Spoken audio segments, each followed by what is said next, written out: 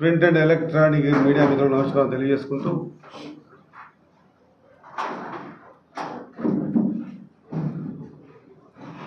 నిన్న లేదు మొన్న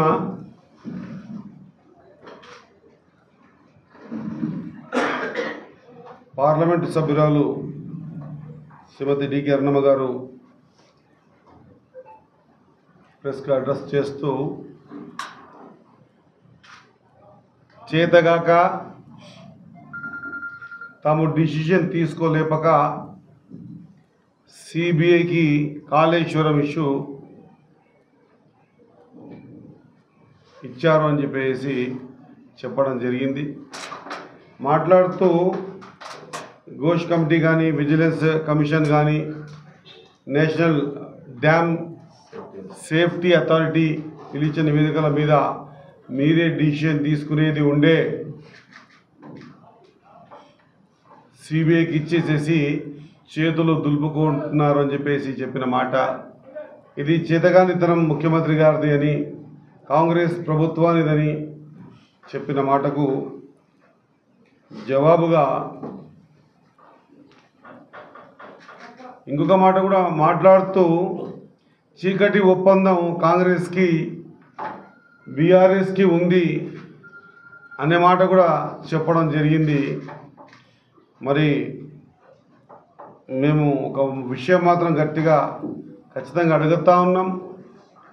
చీకటి ఒప్పందం ఒకవేళ నిజంగా కూడా కాంగ్రెస్ పార్టీకి బీఆర్ఎస్కి ఉంది అని మీరు అనుకుంటే ఖచ్చితంగా నిక్కచ్చిగా నేషనల్ డ్యామ్ సేఫ్టీ అథారిటీ ద్వారా అదే మాదిరిగా విజిలెన్స్ కమిషన్ ద్వారా అదే మాదిరిగా ఘోష్ కమిటీని ఏర్పాటు చేసి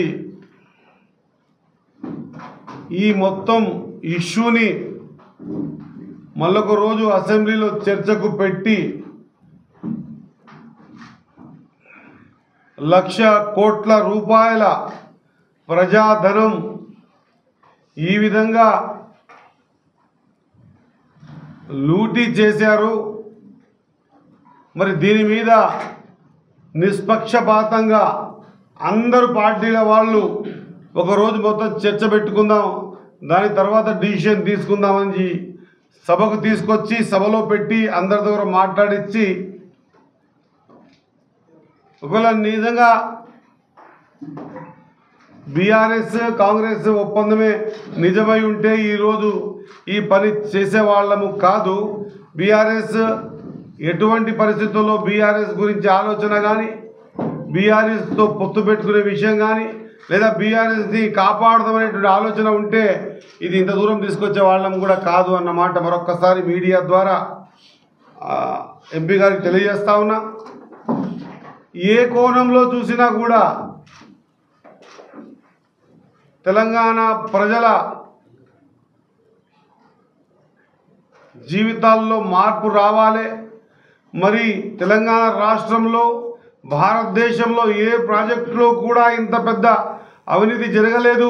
కాళేశ్వరం కట్టింది వాళ్ళే, దానికి ఇంజనీర్లు వాళ్ళే, అదే మాదిరిగా కాంట్రాక్టర్లు వాళ్ళే, కూలింది కూడా వాళ్ళ హయాంలోనే.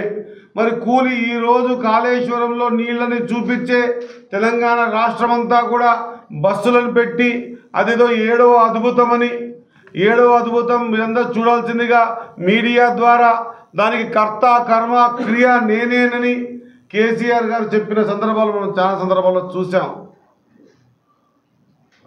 మరి కూలింగ్ పోయిన తర్వాత ఈరోజు ఆ బాధ్యత 1-2 పిల్లలు కుంగిపోయినాయి. దాని నుంచి ఏం నష్టం జరుగుతుంది? అసెంబ్లీలో చర్చ పెట్టిన ప్రతిసారి కూడా హరీష్ రావు గారు కానీ కేటీఆర్ గారు కానీ మాట్లాడే మాటలు ఎట్లున్నాయంటే ఖచ్చితంగా 1-2 పిల్లలు కూలిపోయినాయి అయితే ఏమవుతుంది? ఇంకేడా దేశంలో ప్రాజెక్టులు కూల్లేవా? మళ్ళీ దాన్ని కన్స్ట్రక్షన్ చేస్తే అయిపోతుంది.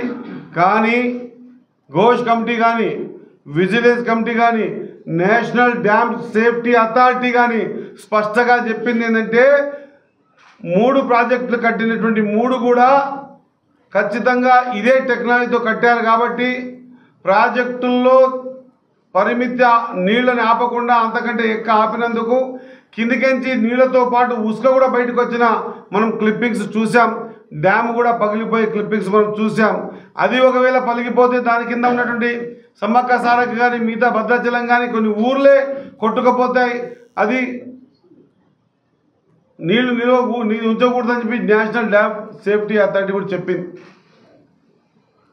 మరి ఈ విధంగా చెప్పిన తర్వాత కూడా ప్రభుత్వం నిష్పక్షపాతంగా ఇవన్నీ కూడా ఘోష్ కమిటీని లేకపోతే విజిలెన్స్ని లేకపోతే ఎన్డీఎస్ఏని దీన్ని ఇన్వాల్వ్మెంట్ చేసి ఖచ్చితంగా క్లియర్గా ఏం జరిగిందో బయటికి తీసి ఒకరోజు చర్చ పెట్టి ఆ చర్చని నాకు తెలిసినంత వరకు మరి మీకు ఏ విధంగా దీని ఆలోచనలో నాకు తెలియదు. కానీ సిబిఐ అనేది సరే సెంట్రల్ గవర్నమెంట్లో ఉన్న అంశం నిజమైనా కూడా మనం కూడా భారతదేశంలో ఉన్నాం.